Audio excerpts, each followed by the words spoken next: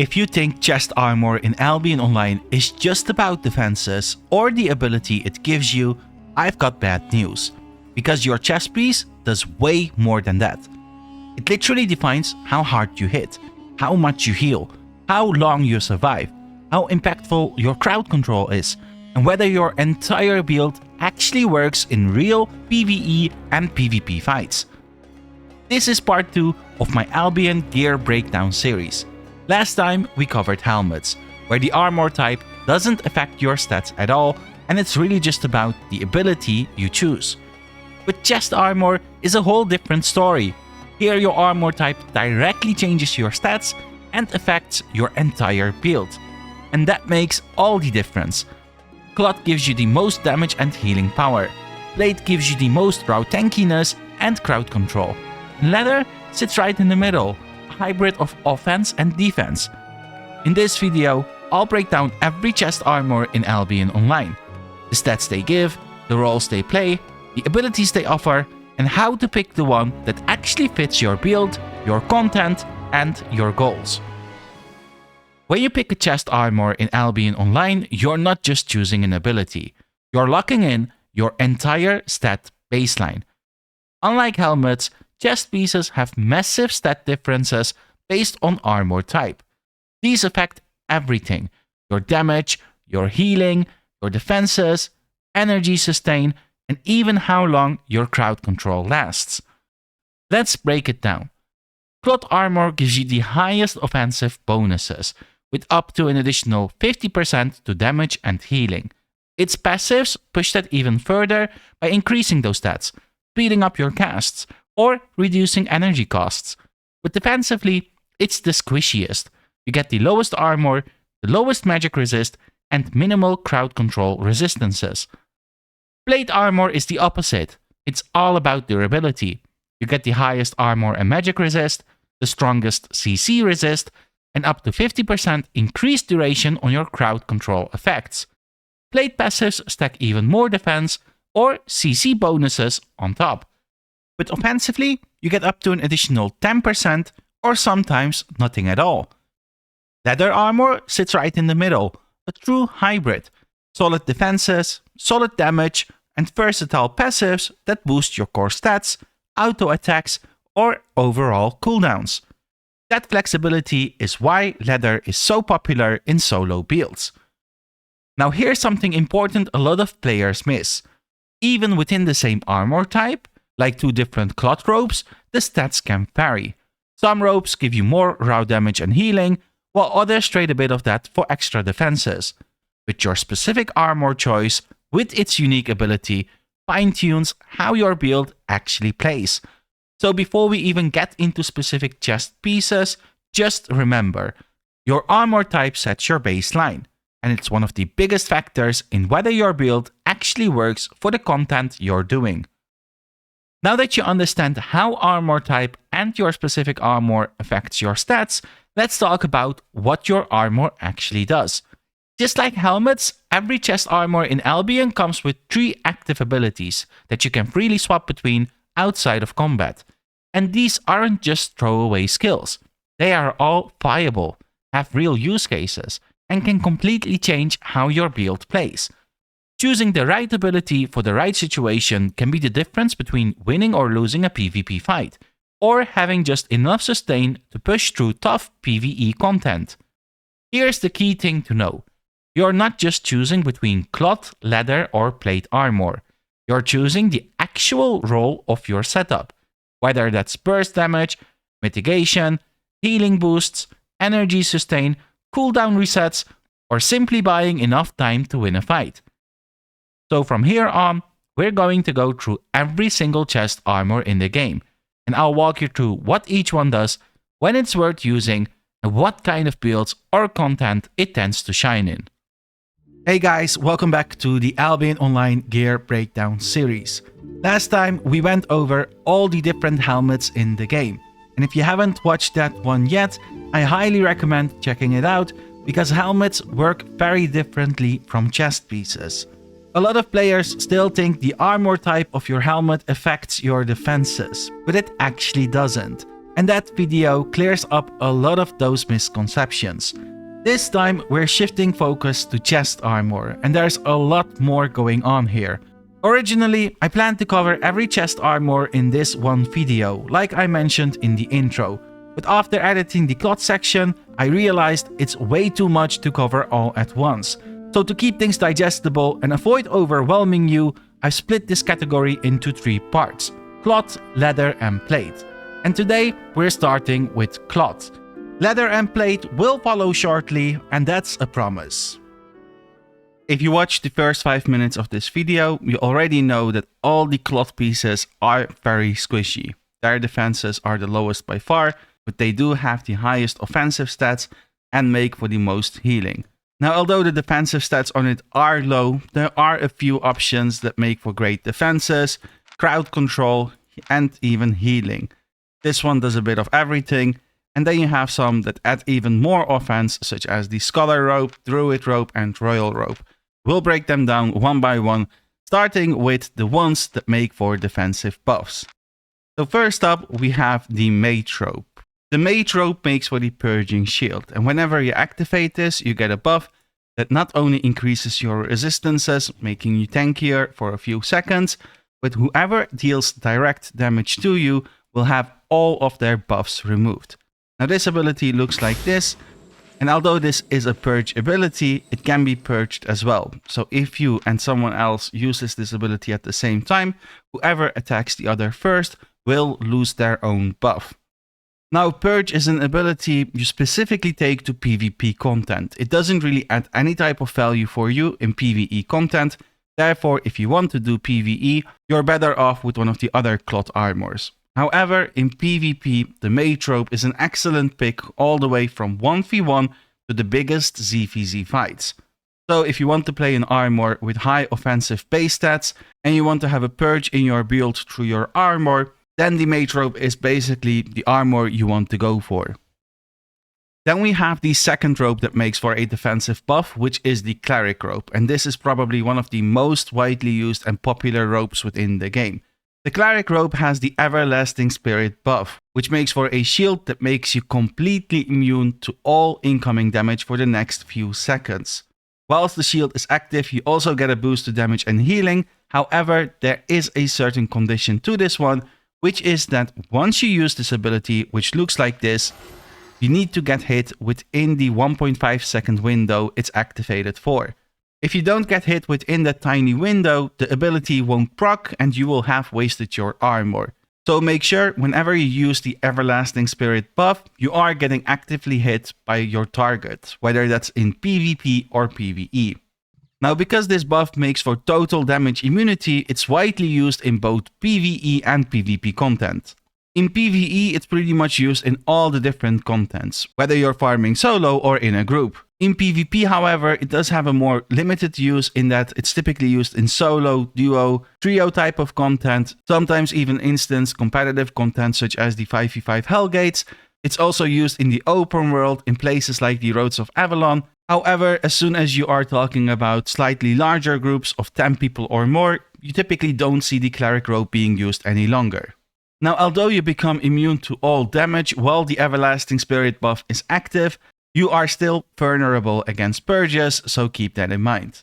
If you are just starting out and you want to play a robe because it makes for the highest offensive stats, and you want something that can be used across a lot of different contents, then I definitely recommend picking up the Cleric Robe, as it's just a very versatile item with a great ability at a very low cost. Then we have the robes that make for crowd control, which can also be seen as defensive tools, although these don't make for buffs that make you immune to damage or purge the enemy, rendering them weaker. These are the type of abilities that interrupt your enemies, keep them locked, or keep them away. Starting with the Robe of Purity, you have the energy emission ability on it, which does multiple things at once. The primary reason why you take the Robe of Purity is because you get this bubble around you that knocks back everyone that gets in contact with it. It also does a bit of damage every time they get hit, and on top of that, it makes you immune against forced movement effects. So when someone uses something like a wind wall or a fire wall, you won't get feared and you won't get knocked back. The Robe of Purity is definitely an item you want to take for PvP content, not for PvE content, as you don't want to knock mobs around whilst you are doing PvE. As for PvP content, it's a really great item that's used in a lot of different PvP content, all the way from 1v1s to the biggest ZVZs in Albion Online. Although it's used across a wide range of PvP content, it's typically seen in instanced PvP content such as the Hellgates or the Depths, where most of the time it's used by healers who try to keep people off of them. It's also an ability that's used by a lot of DPS as they try to isolate enemy targets, and in places like ZVZs, which are the biggest fights in Albion Online, this armor is actually used for the buff, which grants them immunity against force movement effects, whilst making for very high base stats.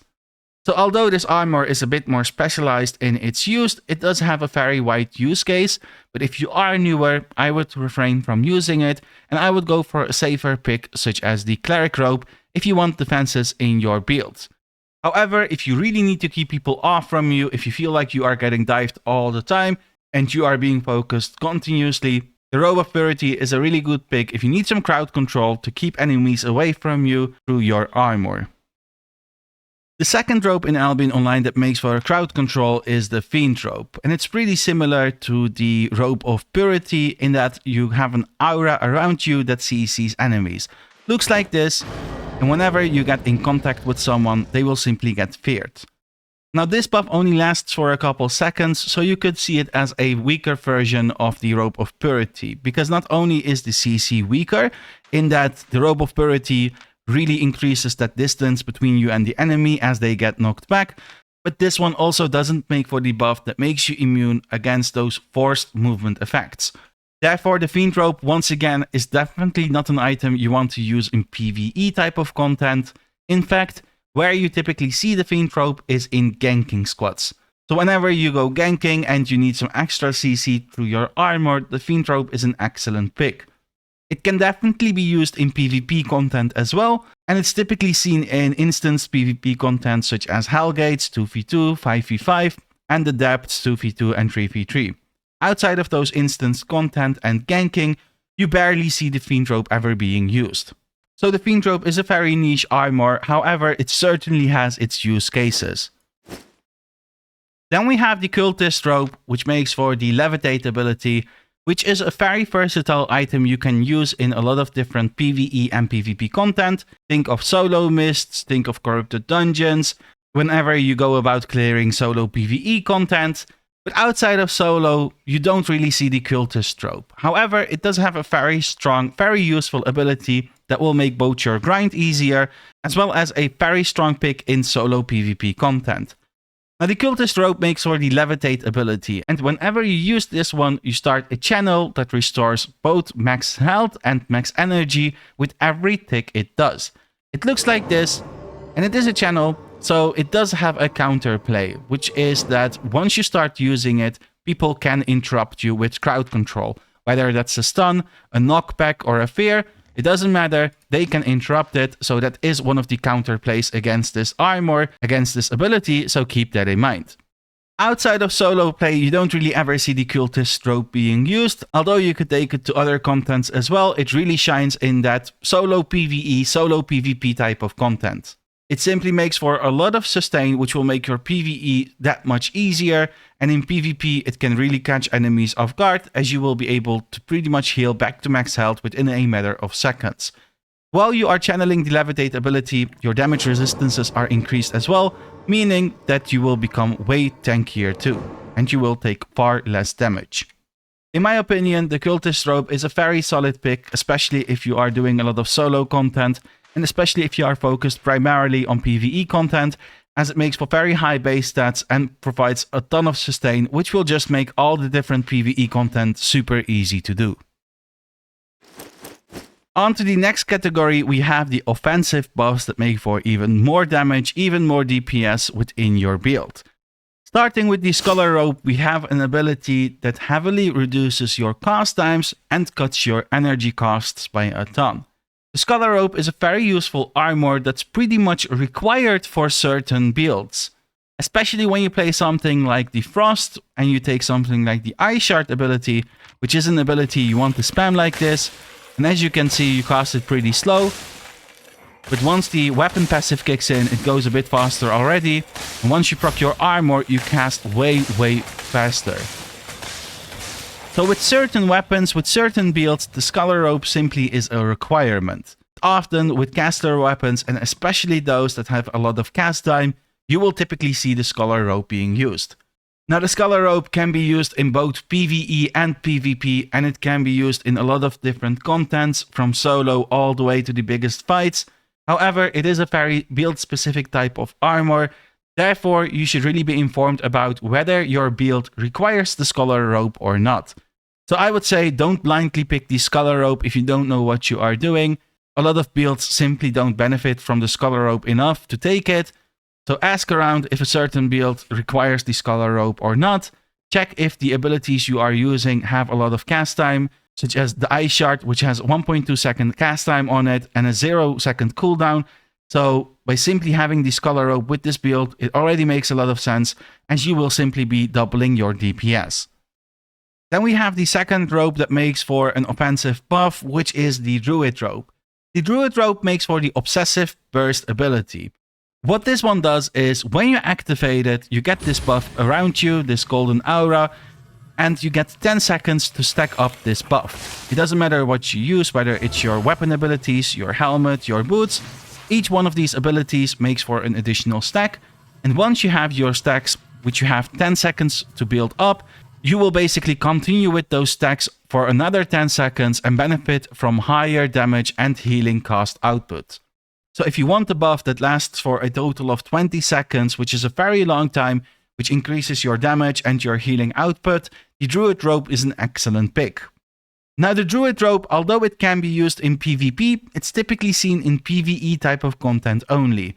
Think of places like group dungeons or the Avalonian raids, basically places where you fight mobs back to back and you just need a lot more damage and healing output, and you don't need any defenses, so typically in safer environments. It can most certainly be used in solo PvE content as well, if you go about doing stuff like solo dungeons, but outside of that, you don't really see the Druid Robe being used much. Although the ability is very good, it does have a pretty niche use case. As for PvP, since you are very squishy in Clot already, you typically go for something that makes for extra crowd control or defenses, therefore you don't really see the Druid Robe being used in PvP much. However, it certainly is viable in PvP as well. Then we have the third robe that makes for a buff, and this one, unlike the other two, doesn't only affect you, but it can affect up to 6 allies in total. So it's a party-wide buff that makes for increased magical damage, increased healing cost, and even faster spell casting. When you use the magic rune ability of the Royal Robe, you simply place this rune on the ground on a fixed location, and as long as you and your allies stand in it, you stack up a buff.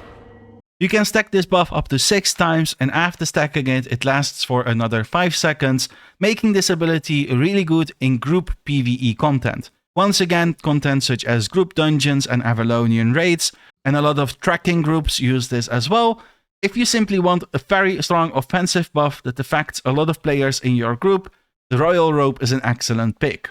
As for outside of group PvE content, you don't ever see the Royal Robe being used, especially not in PvP content where buffs on the ground typically don't work because PvP battles just move way too fast for that. And then you have the Feyscale Robe, which is the final robe, which makes for 3 abilities at once.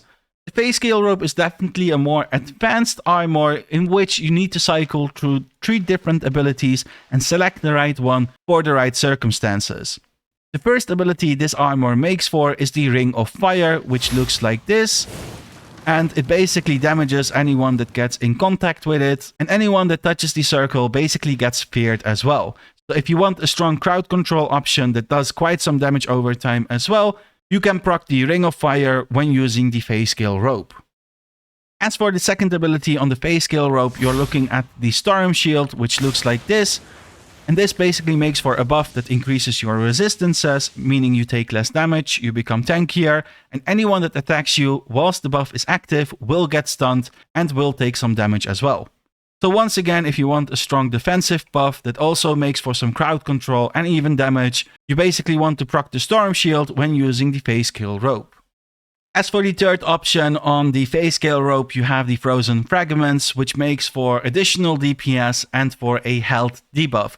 Whenever you proc this one, you basically get 5 ice fragments around you, which make for additional damage on hit, reduces the target's max health and current health.